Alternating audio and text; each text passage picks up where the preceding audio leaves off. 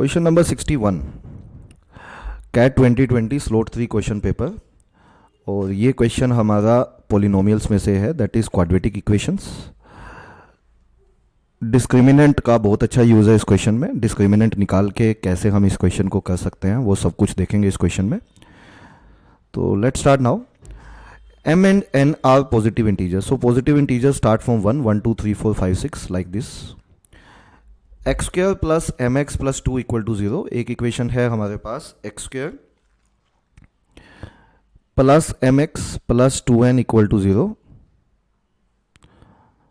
और दूसरी इक्वेशन है हमारे पास x square plus 2nx plus m equal to 0, और इन दोनों के रियल रूट्स हैं।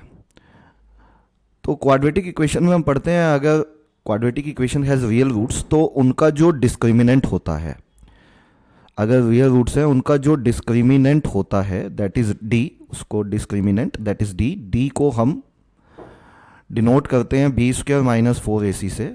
एक जनरल क्वाड्रेटिक इक्वेशन में, जनरल क्वाड्रेटिक इक्वेशन यदि हमारी a x square plus b x plus c equal to 0 है तो डिस्क्रिमिनेंट होता है बी स्क्वायर माइनस 4ac, और ये ग्रेटर देन इक्वल टू 0 होता है रियल रूट्स के लिए। तो बेसिकली दोनों क्वाड्रेटिक इक्वेशंस में हमें डिस्क्रिमिनेंट को ग्रेटर देन इक्वल टू 0 लेना है और उसके हिसाब से आंसर सोचना है। तो अगर मैं पहली इक्वेशन में देखूं तो यहाँ पे जो डिस्क्रिमिनेंट बनेगा which is b square which is m square minus 4ac, तो 4 इंटू एक्स स्क्वायर का कोफिशिएंट 1 है तो 1 इंटू 2n, ये ग्रेटर देन इक्वल टू 0 होना चाहिए। मतलब एम स्क्वायर माइनस 8n हमारा ग्रेटर देन इक्वल टू 0 होना चाहिए। और अगर दूसरी इक्वेशन पे नज़र मारें तो इसके हिसाब से b square which is 4n square and second is 4n square minus 4ac which is 4 into 1 into m, ये हमारा ग्रेटर देन इक्वल टू 0 होना चाहिए। हमने डिस्क्रिमिनेंट को ग्रेटर देन इक्वल टू 0 किया है दोनों में। डिस्क्रिमिनेंट का फॉर्मूला है बी स्क्वायर माइनस 4ac, तो 4n स्क्वायर माइनस 8m जो आया है हमारा निकल के, ये ग्रेटर देन इक्वल टू 0 आया है। तो हमें m और n की छोटी से छोटी वैल्यू सोचनी है जिसमें दोनों ही ग्रेटर देन इक्वल टू 0 आए, प्रोवाइडेड दैट कि वो दोनों पॉजिटिव होने चाहिए।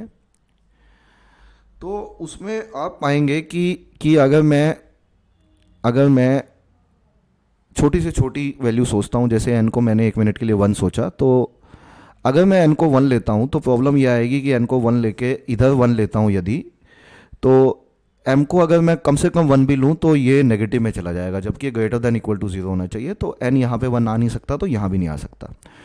तो अगर मैं n को 2 लेता हूँ तो ये 16 हो जाता है, और यहाँ पे n को 2 लेता हूँ तो ये भी हमारा 16 हो जाता है।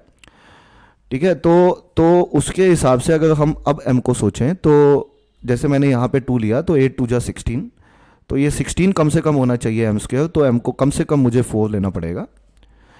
अब मुझे बस इतना देखना है कि m को 4 लिया तो 4 स्क्वायर 16, 8 इंटू 2 ये भी 16, 16 माइनस 16 बिल्कुल ग्रेटर देन इक्वल टू 0 बन रहा है। तो यहाँ के हिसाब से तो m का वैल्यू 4 और n का वैल्यू 2 चलेगा। यहाँ के हिसाब से देखूँ यदि,